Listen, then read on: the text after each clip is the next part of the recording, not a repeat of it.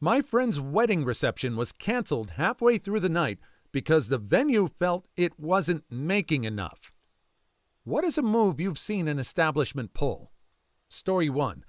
I was working in a restaurant chain. You've heard of it if you live in the U.S. And the management were complete tools. They all of a sudden decided everyone had to work split shifts. If they were working that day, they would give me write-ups for giving customers exactly what they asked for, in front of the customers, stuff like that. So one day, the hot water was out. Completely.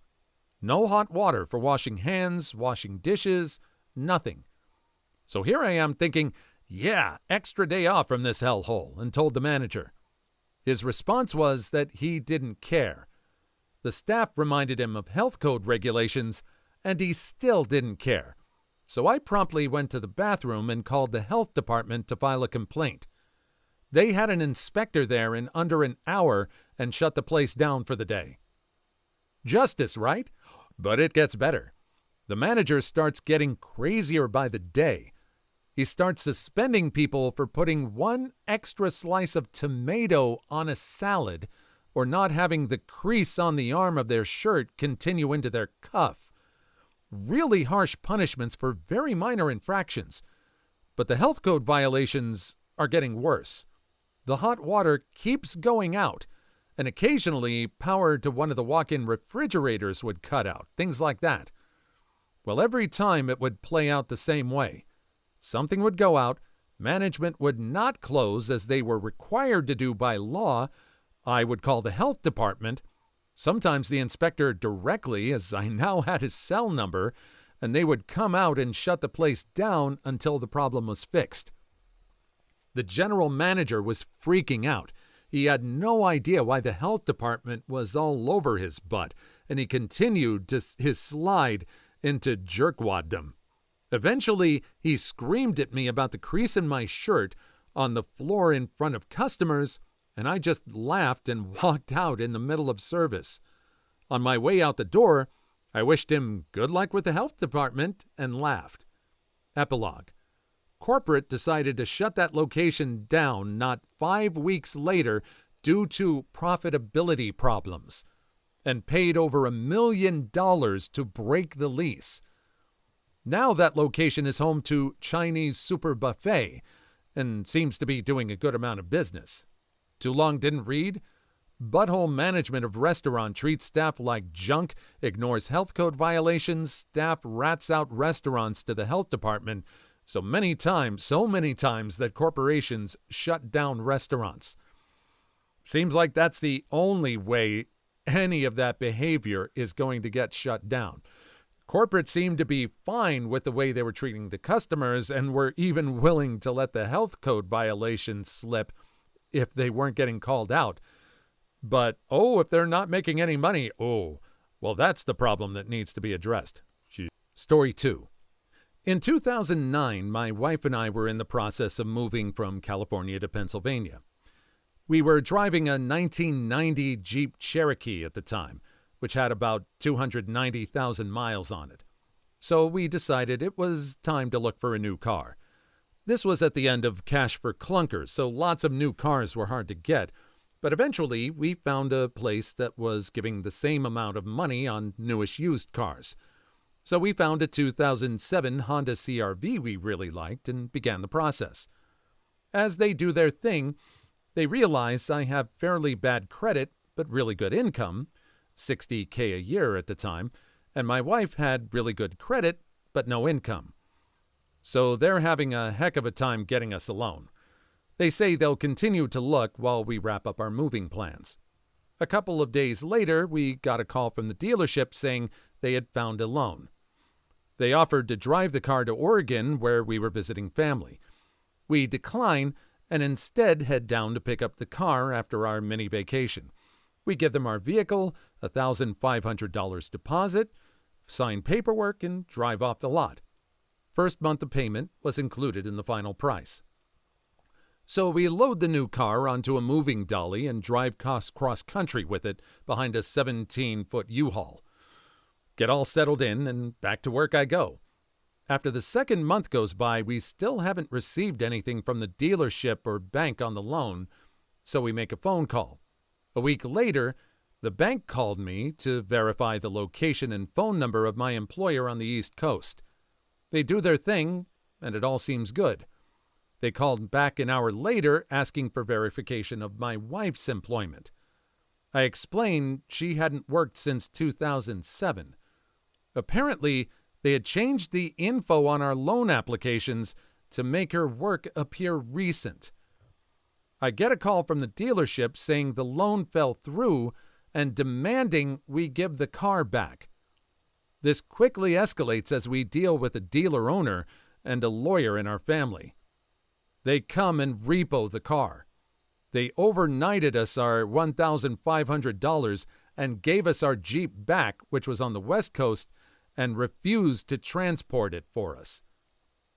Overall, a pretty awful situation.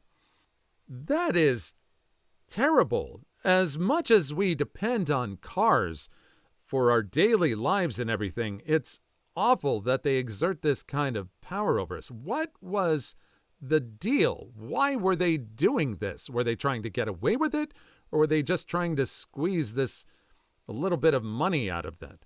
Especially, and what are they going to do now that they refuse to transport it? They have to go all the way back and get it? Really scummy. Story 3. Went to Ozfest in Deer Creek, Indiana, possibly 2002, 2003. It was super, super hot out. Water was $3 a bottle, but they wouldn't let you have the bottle. They had to pour it in a cup, so no putting the cap on and walking around. Even worse, they turned off all the water fountains. The icing on the cake? They turned the cold water off in the restroom sinks. Only hot water. People were passing out left and right. Marilyn Manson was one of the headliners, so a bunch of his fans were wearing all their black gothy clothes and getting sunburned on their pasty white skin. I felt really sorry for them. I got the worst sunburn of my life, too, because there was no shade. I can't believe they turned off the cold water in the restrooms. That's freaking low. Heck, turning off the water fountain should have been illegal. I had friends that only brought a few bucks, so they had to drink hot water from the restroom faucets to stay hydrated. Turning off the water fountains actually was likely illegal. Water must be available for patrons at events that could lead to dehydration or heat exhaustion. They can sell you cups, but they must always be willing to provide a free source of water. Yeah, I think in the coming years that's going to be even more and more of an issue if we continue to have concerts during the summer, especially with the way this last summer's weather has been going. That is definitely illegal. They should have had some investigation into that. Story 4. At my sister's wedding, the DJ demanded an extra $250 per his contract. There was a clause stating if assistance wasn't provided to help unload at a venue that involved taking the equipment upstairs, the extra charge would be added on. The main dance area was on the ground floor. It was the DJ's choice to set his gear up on the landing 3 measly steps above the dance area, and the groom and best man both offered to help more than once. Note, both are over 6 feet tall. Also, my sister had stated they didn't want to do formal toasts from the best man and myself, the maid of honor. The DJ took it upon himself to do it anyway, putting us both on the spot without speeches prepared. Then, he asked if anybody else in the audience wanted to make a toast as well. It was like a talk show with him wandering around randomly shoving the mic in people's faces. If it weren't for all of us being very cool and laid-back people, that jerkwad could have seriously ruined the wedding for everyone. Wow, what a tool. I've always wondered why people seem to hate DJs so much. Now I know. Story 5. Friend's wedding reception hall pulled the contract stated that it ends at 11 p.m. They negotiated and were told it was 1 a.m. I guess the double 1 messed everyone up. It's okay, it was a few miles from his parents' house, which has a large pool, backyard, deck, etc., so although ticked, we were just going to move the party a few miles away. Then the bartender, who was hired and paid, along with a security guard, by the people who they are now insulting, said that Any booze you paid for and is here, you can't take with you. He was fighting with the groom's father over it. My brother, underage, and a tad tipsy, came up and slapped his ID on the counter. You've served me, what, 10 drinks? Look at that ID. Not 21. We can get the cops involved because I have a feeling they care less about us taking booze he paid for than they would you serving underage. Crickets chirp. Those jerks stood silent as we loaded every drop of liquor from behind the bar into cars and left that hellhole. Who tries to pull that junk on people on their wedding day? I love how underage drinking saves the day here. Story 6. My friend got married last year and had the whole discounted hotel rate thing for anyone attending the wedding. The catch was there was only a certain number of people at the discounted rate, and once they were gone, you had to pay full price. Of course, I waited until 2 weeks before the wedding to reserve my room, and the discounted rate was gone. Sucks, right? Come to find out at the wedding reception that the rate was still being given to people who reserved on the day of the wedding. The hotel had been lying to just about everyone who asked to book a room at the discounted rate so that A, almost everyone wound up paying full price, B, the married couple actually lost the deal that they made for the discounts because the hotel said they did not book enough rooms. You had to have X number of rooms booked in order to receive the discount, so they had to pay additional fees on top of everything they already paid, all because the hotel lied about the rate being unavailable. Tools. I work security for a lot of hotels in Vegas. There was really no need for any of this kind of chicanery. They were always willing to offer the best price in order to get rooms filled up. This is just hellish, awful. Story 7. I actually quit my job on the spot last night because of this. I worked at a family-owned sushi place in town for about 7 months. I graduated college in December, but with the terrible job market, I decided to go back to waitressing to pay the bills until something better comes along. The place has always been sketchy, like randomly taking 10% of our tips on the weekend and leading us to believe it was going to the kitchen staff. It was not. But last night, the owner tried to get me to pay for about $40 of food that I bought. The food took about an hour and a half to get to the table, and I also got manager approval before removing the items from the check. When she started tallying up all the items I would be paying for, I told her it was my last night, and that Monday morning I would be coming in to pick up my tips intact. If anything has been shaved off to pay for the comped items, then I would be talking to a lawyer. I should have gone with my gut feeling and left that place months ago. They honestly had probably stolen enough tips from me and others to pay for those comped items 10 times over. Story 8. My wife, who was 9 months pregnant, and I went to a well-known steakhouse in Tennessee. We put our name on the list and waited an hour for our table. My wife was famished and nauseous after the hour was up, but no call from the maitre d', hostess, so I inquired how much longer it would be until our table was ready. She simply says, "Oh, your name isn't on the list. I'll put it on. It will be about an hour wait." Very nice gentleman sees our predicament and gives us his table, saying, "You guys are obviously inconvenienced." But the hostess says, "You can't do that unless you're related." To which nice gentleman says, "He's my brother. Give him the table." The nice guy and I get into a yelling argument with the hostess until the manager comes out. The manager gives us a table immediately and comps us a bloomin' onion. The manager handled the situation courteously and swiftly, and I credit the initial mishandling to the misjudgment of a poorly trained immature employee. "He's my brother. Give him the table." Class act right there. Hope you thanked him for his effort. Story 9. My friend's mom passed away on New Year's Eve. I ended up quitting my job so I can stay in town just to be around. Bosses wouldn't extend my vacation, jerks. Anyway, flash forward to the day of the interment. Couple of jerk moves now that I think about it. The first was probably due to ignorance, though. Some person cut into our funeral procession about midway, then stopped at a light. A long light. No amount of honking would get this dummy to move. He or she must have been high or ancient. The cop had gone on ahead and missed it. He did return to help the rest of us find the graveyard. Second one still makes me furious all these years later. After a few words were said at her gravesite, we all were kind of just standing there, waiting for her to be lowered into the ground. The guy working for the graveyard starts shooing everyone away like, "Hey, nothing to see here, party's over," that kind of thing. My friend and his family were, of course, too shell-shocked to say anything and started walking off. I've seen red 3 times in my life. This was one of those times. I walked over to the guy telling everyone to leave and said, "Listen, pal, you'd better walk away right now. I don't want to see your butt for 15 minutes. No talking. Just walk away." I'm not a big man by any means, so likely it wasn't intimidation that led him to listen to me. Perhaps something in my face helped him realize what a tool he was being. For him, it was just another day at the office, but my friend lost his mom, so I'm glad I was able to do something. You did the right thing. Story 10.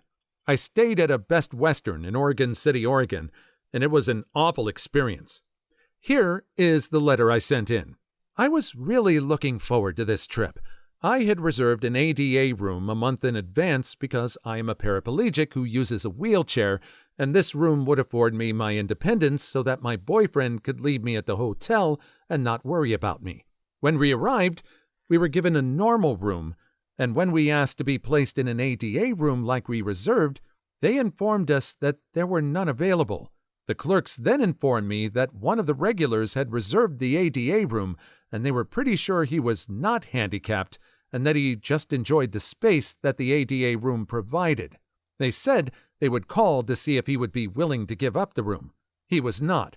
If I had known ahead of time that there would be no ADA room available to me, I would have moved hotels where there had been one available. The rest of our stay consisted of my boyfriend having to carry me into the bathroom anytime I needed to be in there because my chair could not fit through the door. Even if it had, there would have been no way for me to get on the toilet myself. We were provided with a shower chair, which wasn't much help seeing how there wasn't a detachable shower head. I was unable to rinse myself off. The room itself caused mobility issues. It was tiny, and every time I needed to get into or out of bed, my boyfriend had to pick me up. I was severely disappointed in my stay with this Best Western, and I will never recommend staying here to anyone, especially if they're handicapped. All I got back was an apology email saying that they were sorry that the room was given to a normal. Apparently, I'm not normal. Oh well. Story 11. My good friend and coworker Javier was struggling to survive and feed his family. He would run sound and fix gear at a local church on the weekends for extra cash. After several years, he had become a great asset to the congregation and was the go-to guy for electronic and musical instrument work. He later developed spinal cancer, and his health deteriorated quickly. When he passed away, his family couldn't afford a funeral, so they asked the church he worked at if they could donate to the cause by providing a place to hold a memorial. They flat out said no. They wouldn't even lend a small room for it. The church wouldn't even slightly lower their rates. A friend of his family came forward and donated a space to hold a memorial for Javier. That's just one of the reasons I'll never join the Baptist church. That is terrible. I'm so sorry for your loss. Story 12. I worked at a fairly high-end steakhouse where the GM massively messed up ordering and prepping food for Mother's Day. By 3 p.m., we had nothing to serve but burgers, iceberg lettuce salads with diced tomatoes and Thousand Island dressing, and vegetable soup. He ordered all of the servers and hostesses to keep quiet about it.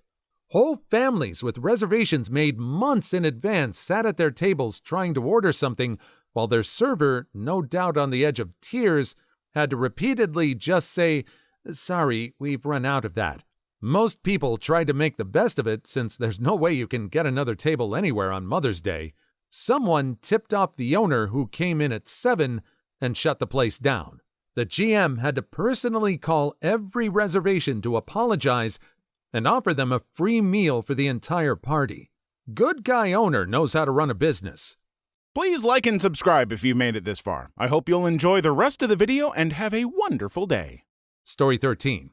I brought my car into the dealer for a timing belt, water pump. Wanted the water pump done at the same time to save on labor since it's right there when you're doing the timing belt, and check the brakes.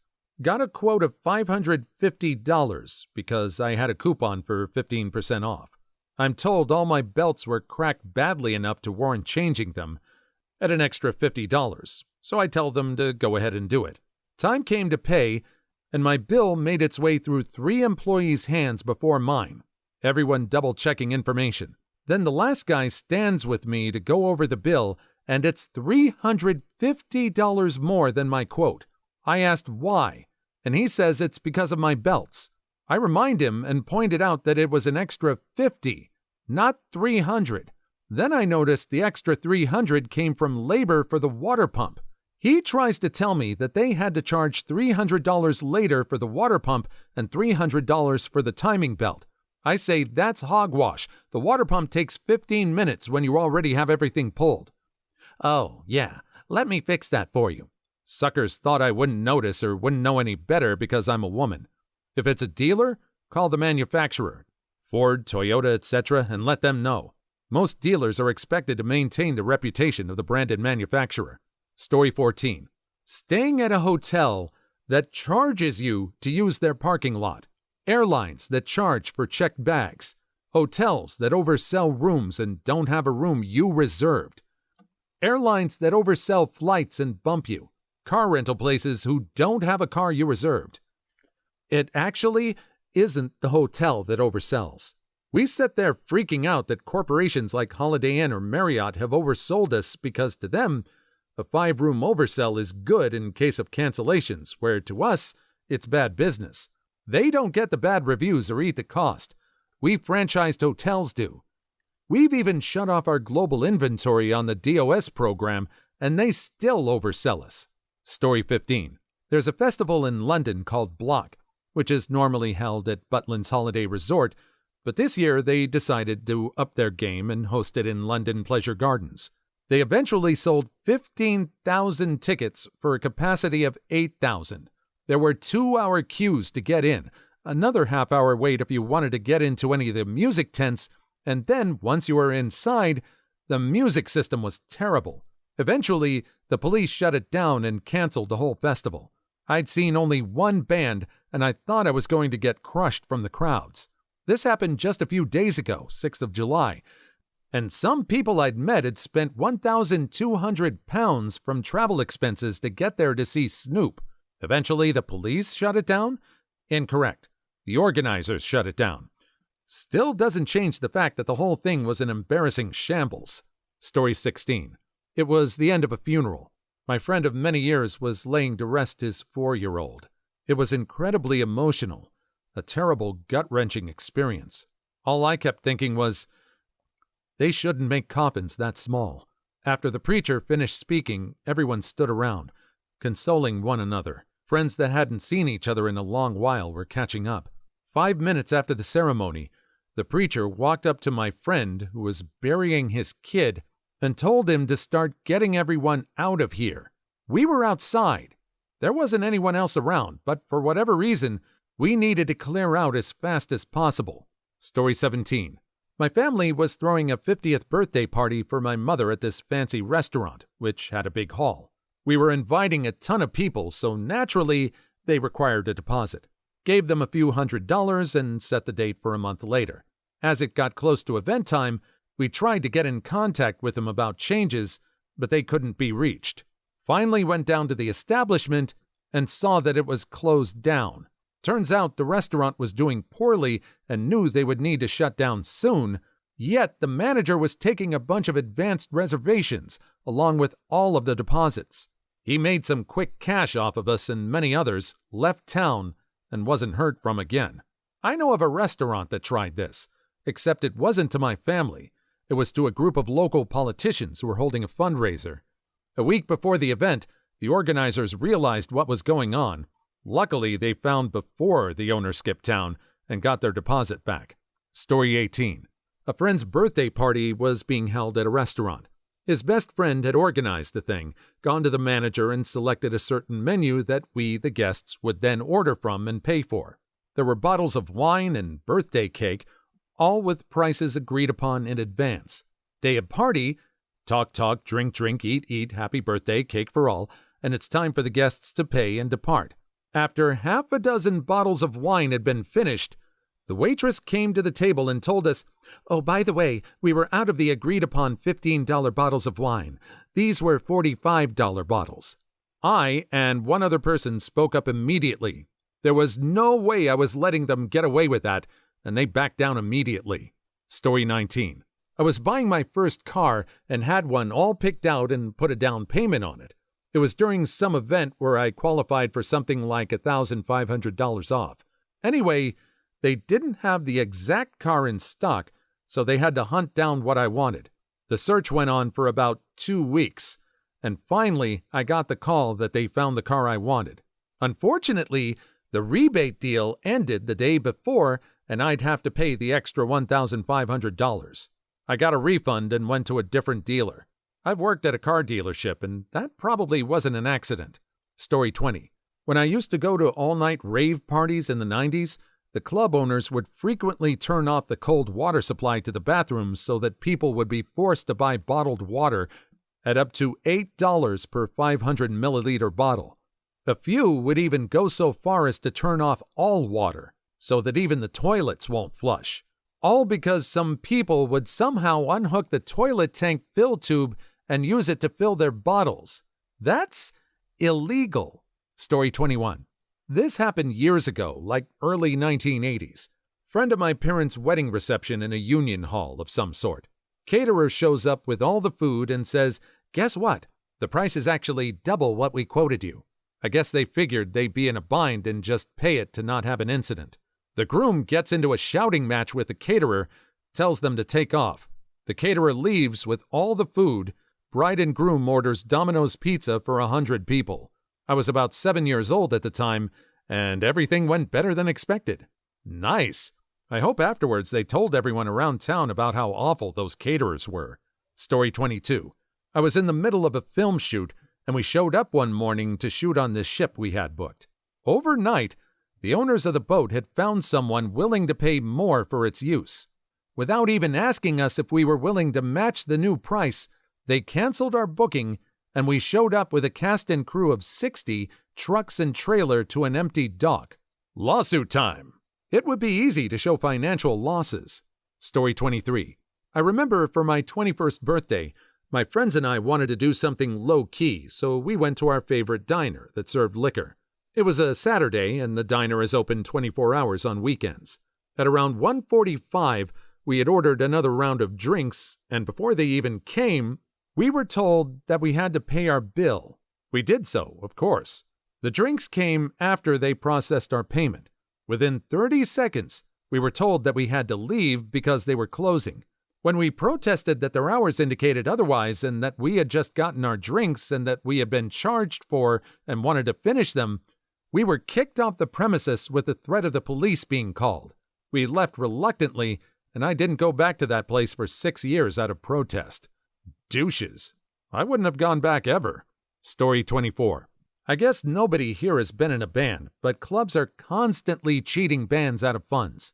I can't tell you how many times some sorority or fraternity came up $300 short after we're done with the gig, or how many bars will stiff you at the end of the night. I'll just tell you one incident. I remember playing at a bar on a Wednesday night. We were doing a favor for the bar owner who wanted to try out live music. He was going to split the till with us 50-50, so of course we packed the place for him. Come to find out, the bartenders, at the owner's instructions, weren't ringing up drinks, but were figuring stuff out by hand with calculators. We called him on it. He wouldn't budge, gave us something like $500 for the night. He easily took in 10 grand. So we trashed his reputation with every musician we knew, and that was that. If it wasn't going through the tills, I'm sure the taxman would like to hear about it as well. Story 25. So me and some friends were at a Chinese buffet. Also, a buffet, mind you, not an actual restaurant. And at the end of our meal, the waitress asked if we were ready to pay. She stood there while my friends filled out the receipt and then brought one of the other waitresses over. The other waitress brought her baby over. She then proceeded to say, "You're going to leave a big tip, yes? A big tip for the baby?" Well, see, I was going to tip, but now I'm not. Some of my friends felt bad about not leaving anything, so they left $1 or so. But anybody who has the audacity to do that to me is getting the exact opposite. I can't believe some people actually buy into that. They were nasty about it, too. Story 26. I bought tickets to a slightly stupid concert a few summers back. When me and my friends got there after 2+ hours of driving, the venue was only allowing 21-plus-year-olds in because they would spend more money than underage people like myself at the time. Then they closed their doors to over 2,000 angry ticket holders because they oversold tickets. There were almost riots that night. Too long didn't read? Concert venue oversold tickets, leaving over 2,000 angry fans outside. Story 27. 1999. San Diego. 91X and Viejas Casino team up to rent a cruise for a casino trip to nowhere. We board, get out to international waters, and hit rough seas. 1,000 passengers, all of us puking over the rails. The tribe wouldn't let the captain of the ship come back to port until all these sick passengers started gambling more. Cruise ship scheduled to come back at midnight limped in at 4 a.m. I never gave Viejas another dime. Story 28. Friend of mine was mistaken for another guy in a club here in London, UK. The bouncer beat the hell out of him with a few other security members. It was absolutely disgusting. We managed to pry them off, and it went to court. He got a massive handout, but still disgusting. Story 29. I ordered a beer at a pub in King's Cross, Sydney. They only had Corona, which they served in a cocktail glass. I had 3 sips and was then grabbed by security and walked out of the venue. I was there for 3 minutes and paid a $10 cover charge. Story 30. My uncle's treasury secretary of KFC in Dallas confirmed that the bartender had no right to kick you out. Neither does the KFC, unless you're acting indecent. He says to contact the head of your local council and ask for a refund. Story 31. I'm sorry, OP, but I'm having my wedding next weekend. If someone tried to pull that junk, I'd personally throw the bartender out and serve the drinks myself. Story 32. I would go to small claims court against the hall and the bartender. I would also contact a couple of the TV news stations. Please leave your story in the comments. I would love to make a video on them in the future. Also, don't forget to like and subscribe.